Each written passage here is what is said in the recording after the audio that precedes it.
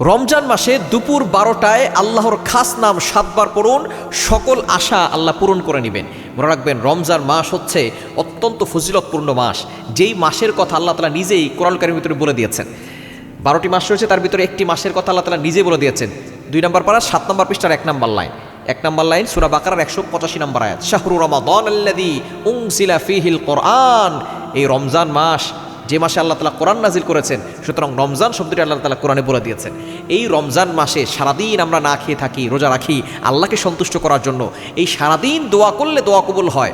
তবে বিশেষ করে রমজান মাসে যখন সূর্য একটু হেলে যায়, ওই সময়টা হচ্ছে জাওয়ালের সময়। যখন জোহরের রক্ত শুরু হয়ে যায়, তখন আমরা অনেকেই কিন্তু বিশেষ করে রমজান মাসে আমরা বেশি বেশি ইবাদত করার চেষ্টা করি।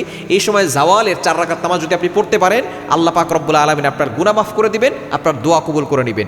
এই জাওয়ালের সময় যখন সূর্য একটু হেলে যাবে, জোহরের রক্ত শুরু হবে, ওই সময় আপনি জোহরের নামাজের আগে জাওয়ালের 4 রাকাত নামাজ পড়বেন। এটা হলো নফল নামাজ। নবী সাল্লাল্লাহু আলাইহি ওয়াসাল্লাম এই নামাজটা পড়তেন। এই নামাজ নিয়ে আবার কিছু মতানৈক্য আছে, সেদিকে যাব না। তবে আপনি নামাজ পড়লে সওয়াব আছে, না পড়লে কোনো গুনাহ নাই। এই নামাজের সময় আপনি আল্লাহর গুণবাচক একটি নাম 7 বার পরে আল্লাহর কাছে দোয়া করবেন।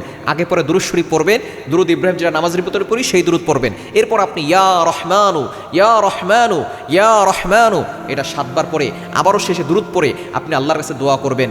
আপনার অভাব যাচ্ছে না, আল্লাহ তাআলা অভাব দূর করে দিবেন। আপনার কষ্ট হচ্ছে জীবনে, এই কষ্ট আল্লাহ দূর করে দিবেন। আপনি বিপদে পড়ে গেছেন, আল্লাহ বিপদ দূর করে দিবেন। আপনার সকল অশান্তি দূর করে দিয়ে আপনার সকল আশাগুলো আল্লাহ তাআলা পূরণ করে দিবেন। আপনি নিজেই মাত্র 7 দিন আমল করে দেখেন, ইনশাআল্লাহ আপনি নিজেই ভালো ফলাফল পাবেন।